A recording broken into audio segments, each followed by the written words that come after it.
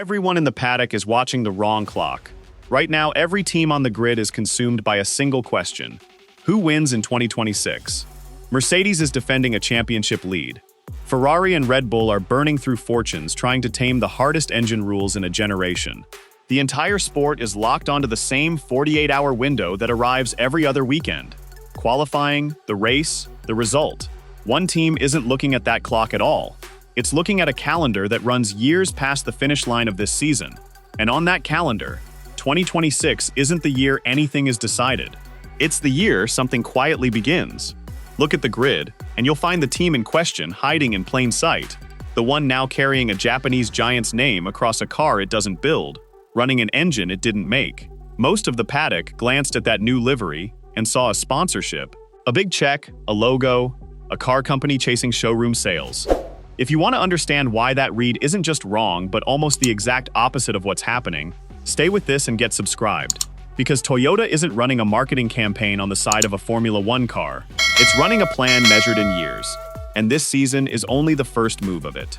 To see why Toyota is playing a long game instead of a short one, you have to understand the wall it refused to climb. Entering Formula One from scratch today is brutally expensive. When General Motors wanted a new slot for 2026, the existing teams set the price of entry at $450 million, split between them, just for the right to exist. Buying an established team outright runs past $1 billion.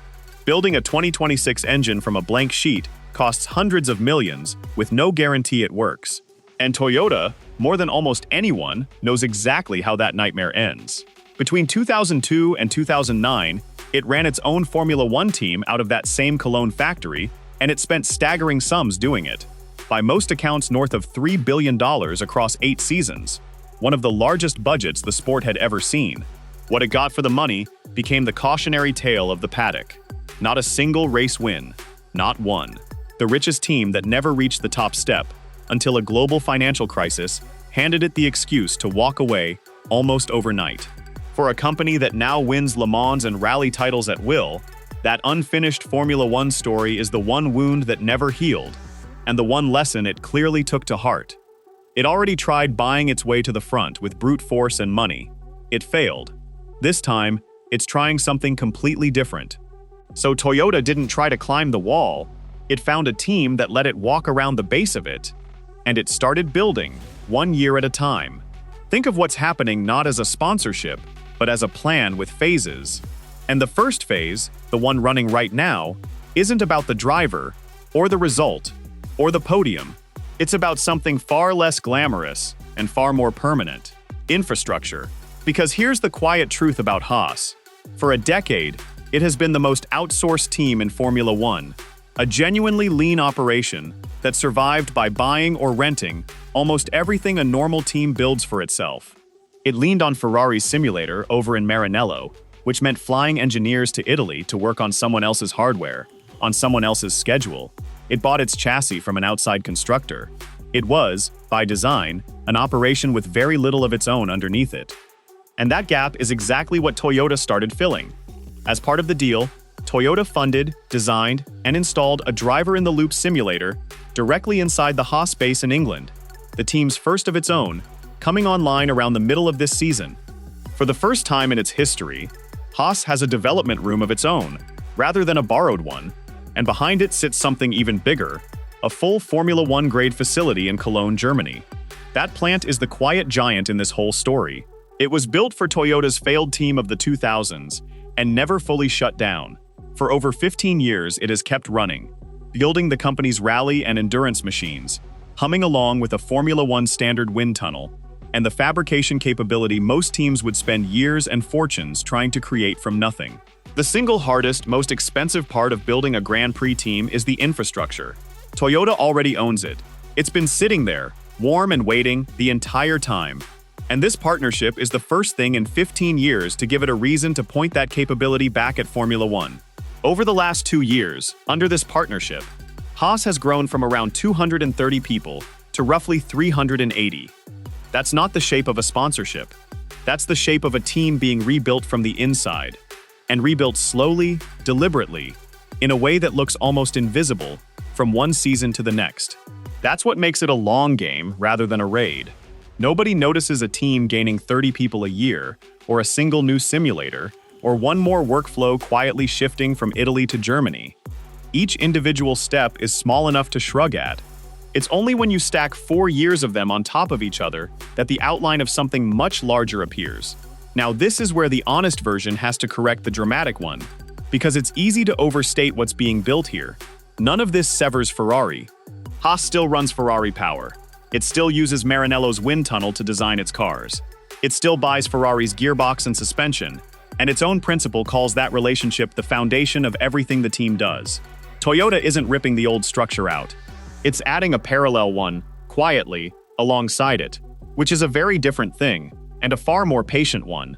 That patience is the whole point of the second phase, and it's built around the single hardest, most expensive object in the sport, the engine.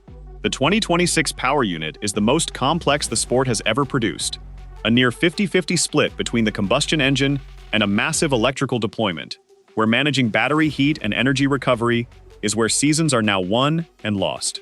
Building one from scratch has caused visible pain up and down the grid. Toyota, a company perfectly capable of building engines, chose not to build this one. And the reason is the coldest calculation in the entire story. Because Haas is contracted to Ferrari power through the end of 2028. That's 4 seasons. And here's the detail that makes rival team principals uneasy when they think about it too long. 4 years is almost exactly the lead time a manufacturer needs to design, build, and validate a competitive Formula One engine from scratch. Rivals point to that 2028 contract as proof Toyota can't be a real threat yet. The deal ties Haas to Ferrari, so where's the danger? But flip it around, and the contract stops looking like a leash and starts looking like a countdown timer, set to precisely the right length. Instead of seeing those 4 years as a limitation, Toyota appears to have seen them as something else entirely, a window. Through the testing program attached to the partnership, Toyota has placed its own engineers, analysts, and mechanics inside the Haas trackside operation, the people alongside the car, and alongside the Ferrari power unit, every time it runs. Let's be precise about what that is and isn't, because this is where these stories tend to sprint past the facts. Nothing is being stolen. No secret is being cracked. It's proximity. A rival's engineers getting a long, close, entirely legal education in how a front-running hybrid actually behaves in the real world, on someone else's budget, for 4 straight years. That's not espionage. It's an apprenticeship. And apprenticeships end with someone who's ready to do the job alone. The same patience shows up in the part everyone finds easiest to misread: the drivers. Toyota has run its own racers in the testing program, names like Ryo Hirakawa, and the paddock was quick to scoff that a 32-year-old endurance driver was never going to become a full-time Grand Prix rookie. But reading it that way misses what the running is actually for.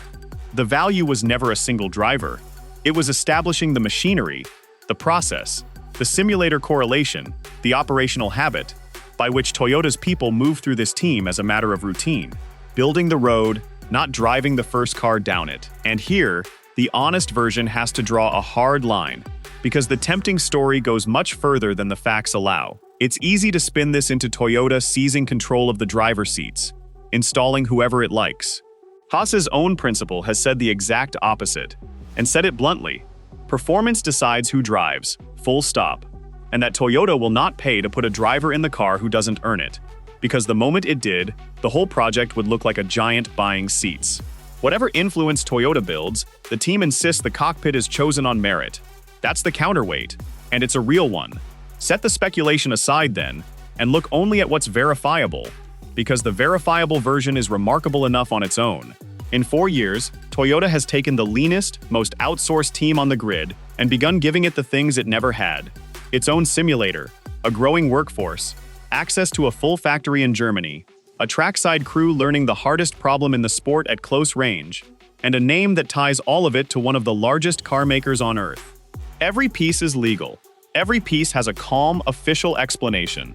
And every piece, by pure coincidence or careful design, matures on almost exactly the same timeline, the end of 2028, when the Ferrari engine deal expires, which is where the whole thing splits into 2 very different futures, built from identical facts. In one future, this is precisely what Toyota says it is: a partnership to grow people, to sharpen a company's engineering culture, to give Haas the muscle it always lacked. nothing more. Toyota has stated, plainly and repeatedly, that it has no plan to build a Formula One engine and no plan to run a works team. Take those words at face value, and this is simply the most generous, well-structured technical partnership the modern grid has seen. The paddock reading a conspiracy into ordinary corporate ambition. But there's a second future, built from the very same facts. Everything Toyota has quietly assembled, the simulator, the factory, the trained crew, the 4-year front-row study of a rival's hybrid, is exactly the toolkit a manufacturer would need to stop being a partner and start being a team. And it would all be ready at the precise moment the Ferrari contract falls away. Nobody has to announce that future for it to be sitting there, fully built, as an option. And a company that spent a fortune and left this sport with nothing to show for it has every reason in the world to want the ending it never got. Here's the unsettling part. Both of those futures look identical right now. The same simulator, the same factory, the same growing team, the same engineers in the same garage. You cannot tell a patient takeover and a generous partnership apart from the outside, not until the moment one of them acts. And the only person who ever really needs to know the difference is the man whose name is still, for now, on the team. So here's what I'd genuinely like to know from you. Watch it from Gene Haas's chair. Every year, his team gets stronger, better funded, better equipped. And every year, a little more of what makes it run belongs to someone else. If the day comes when the engine, the factory, the simulator, and the staff all answer to Toyota, does he still own a Formula One team, or just the paperwork that used to describe one? Is this the smartest partnership in the sport, or the slowest, most patient takeover it's ever seen? Tell me where you land in the comments.